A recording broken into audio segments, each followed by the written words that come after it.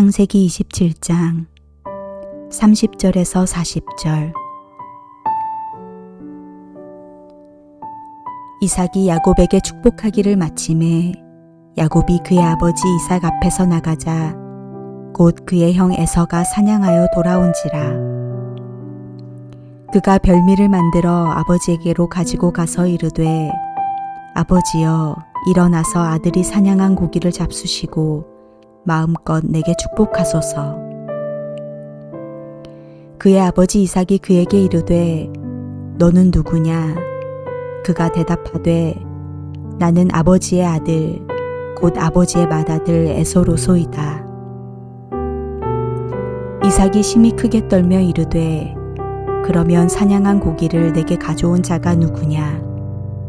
내가 오기 전에 내가 다 먹고 그를 위하여 축복하였은즉 그가 반드시 복을 받을 것이니라.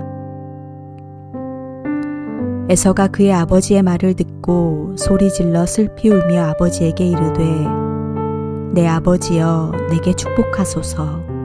내게도 그리하소서. 이삭이 이르되, 내 아우가 와서 속여 내 복을 빼앗았도다.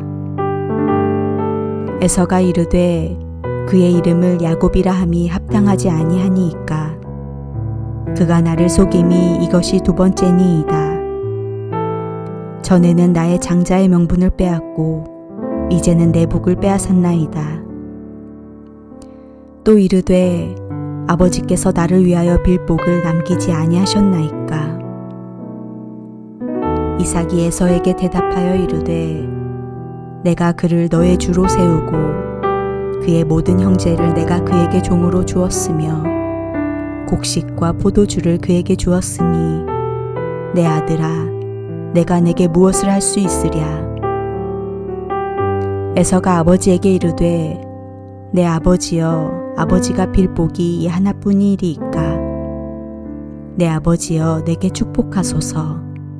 내게도 그리하소서 하고 소리를 높여 우니 그 아버지 이삭이 그에게 대답하여 이르되, 내 주소는 땅의 기름짐에서 멀고 내리는 하늘 이슬에서 멀 것이며 너는 칼을 믿고 생활하겠고 내 아우를 섬길 것이며 내가 매임을 벗을 때에는 그 멍에를 내 목에서 떨쳐버리리라 하였더라.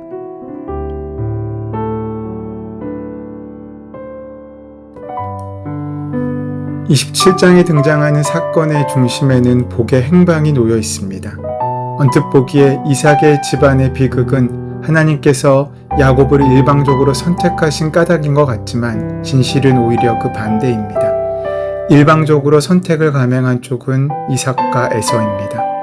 그들은 맏아들이 모든 특권을 계승하는 인간 사회의 합의를 당연한 것으로 여기고 있었습니다.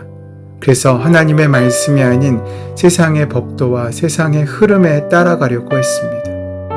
에서는 열심히 들에 가서 사냥을 해 급히 집으로 돌아왔습니다. 하지만 이미 복은 야곱에게 다 가버리고 말았습니다. 에서는 집에 와서 급하게 음식을 만들어 아버지 이삭의 방으로 들어가 아버지에게 축복을 구합니다. 그때 이 말을 들은 이삭의 얼굴이 하얗게 질립니다. 이삭의 충격이 굉장히 컸던 것 같습니다.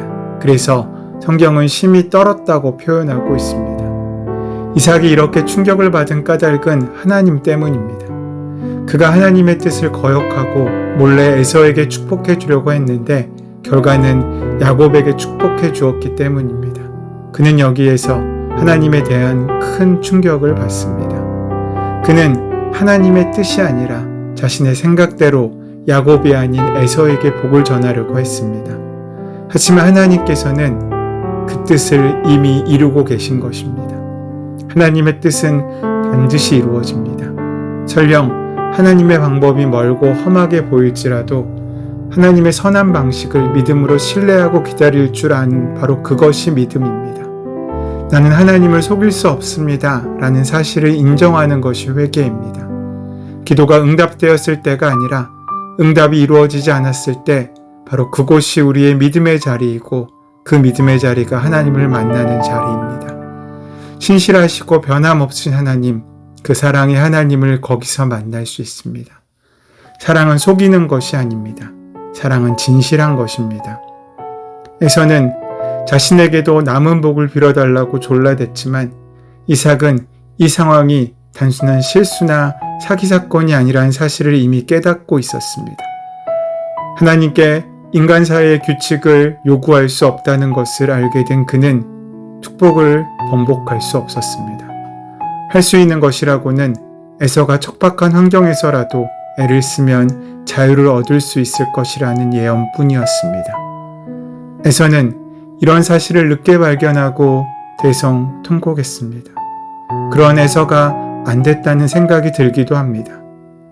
이 사람에게는 장자권과 축복권이 있었지만 그는 자신의 복을 당연히 소홀히 여겼습니다. 이렇듯 복받을 자격이 없는 사람에게 주어진 복은 어떠한 소용도 없는 것이었습니다. 복의 가치를 모르는 사람, 구원의 가치를 모르는 사람은 별것도 아닌 집이나 자동차, 취직, 명예 이런 것들을 황금같이 생각합니다. 그래서 구원의 축복과 장자의 은혜 그리고 하나님의 축복을 쉽게 팔아버리고 그 대가를 치르고 있는 것입니다. 우리들도 마찬가지입니다. 우리는 중요한 곳에는 잘 가지 않고 덜 중요한 곳엔 자주 갑니다. 필요한 것은 사지 않고 안 사도 되는 것은 열심히 삽니다. 안 만나도 되는 사람을 그렇게 열심히 시간 내서 만나지만 정작 만나야 될 하나님을 찾진 않습니다. 교회엔 나오지만 하나님의 능력을 제한하고 하나님의 능력을 실제로 믿지 않습니다. 이런 모습이 에서의 실수인 셈입니다. 에서에게 줄 수 있는 이삭의 말은 이것이었습니다. 너는 칼을 의지하고 살겠고 너의 동생을 섬기는 운명을 갖게 되었다. 이때라도 에서가 마음을 바꿔먹고 회개하면 또 돌이켰다면 그에겐 소명이 있을 것이었습니다. 하지만 에서는 변하지 않았습니다. 비록 팥죽 한 그릇이라도 장자권을 팔았으면 그것을 인정해야 하는데 오히려 전에 자기의 장자의 명분과 이제 자기의 복을 야곱이 빼앗았다고 스스로를 속이고 있는 것입니다. 이후로 에서는 마음을 더 독하게 먹습니다. 그리고 이제 동생을 죽이겠다고까지 말해 부모를 협박하고 동생을 쫓아보낸 후 아버지의 모든 소유를 다 가지게 됩니다. 이렇게 해서는 이미 장자권을 팔았음에도 불구하고 오히려 실질적인 장사의 행세를 하고 있습니다. 어머니 리브가에 갖고 온 동참한 야곱은 비록 복의 축복은 얻게 되었지만 험악한 인생이 예고되었습니다. 이후 야곱은 그의 인생을 통해서 그가 아버지 이삭을 속였듯이 아내와 자식들 그리고 삼촌에게 속임을 당하게 됩니다. 리브가는 자기의 계획이 그렇게 빨리 가정에 혼란을 몰고 오게 될 줄은 미처 생각지 못했을 것입니다. 보십시오.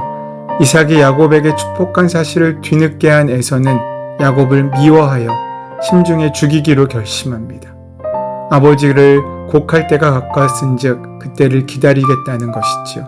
아버지가 돌아가시기만 하면 야곱을 죽일 것이라고 그 마음에 다짐한 것입니다.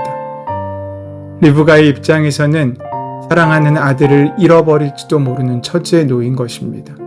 그래서 리브가는 야곱에게 떠날 것을 당부합니다. 우리 하나님은 기본적인 원칙이나 상식을 소중히 여기십니다. 하나님께서는 그 기본 원칙들 위에 하나님의 계획을 이루어 가시기 때문입니다. 정당한 방식을 택하는 것이 아니라 하나님의 뜻을 이루는 지름길은 우리의 생각이 아닌 하나님의 은혜를 따라가고 하나님의 뜻을 붙잡는 것입니다. 하지만 오늘 본문에 등장하는 이삭도 리브가도 에서도 야곱도 하나님의 뜻대로 자신의 삶을 선택한 것이 아니라 자기의 생각대로 자기의 오른바대로 삶을 선택하였기에 그들 모두가 비극에 휩쓸려가는 비극의 주인공이 되어버리고 말았습니다. 기억하십시오. 우리 안에 깊이 성찰되지 않았다면 하나님의 약속은 하나님의 축복은 오히려 우리에게 힘듦과 어려움의 시작이 될 수도 있습니다. 정당한 방식, 하나님의 방식을 따름은 자신을 들여다보는 깊은 헤아림에서부터 나올 수 있습니다. 바울 사도는 로마서에서 이 사건을 인용하면서 하나님의 선택은 인간의 의지나 노력이 아니라 하나님의 사랑과 자비에 달린 것임을 지적하고 있습니다. 신앙생활에 익숙한 사람에겐 너무나 당연히 들리는 말씀입니다. 하지만 우리는 오늘도 이 말씀에 걸려 넘어지고 있습니다. 여전히 인간이 만들어 놓은 원칙과 기준을 절대적인 진리라고 착각하기 때문입니다. 그래서 하나님을 알지만, 하나님께 예배하지만 우리의 삶의 선택은 내 생각과 내 판단이, 나의 이익이 기준이 될 때가 많고, 그것들 때문에 걸려 넘어지는 순간들이 더 많습니다. 하나님께서는 우리가 복된 삶을 살기를 원하십니다. 하지만 우리는 실수할 수밖에 없는 인간입니다. 실수는 인간의 본질입니다. 그러나 실수를 통하여 절망의 늪으로 빠지지 않기를 소원합니다. 반복되는 실수가 되지 않기를 소원합니다. 실수는 한 번이면 족합니다. 실수하고 무너지고 실패했지만 예수님의 은혜로 말미암아 다시 한번 새로운 기회를 얻고 이제 실수를 디딤돌 삼아 하늘을 향해 날아오르는 하나님의 자녀로서의 삶이 시작되는, 그래서 그 축복이 진정 축복으로 열리는 오늘 하루 되시기를 소원하고 축원합니다. 거룩하신 하나님, 우리도 실수를 합니다.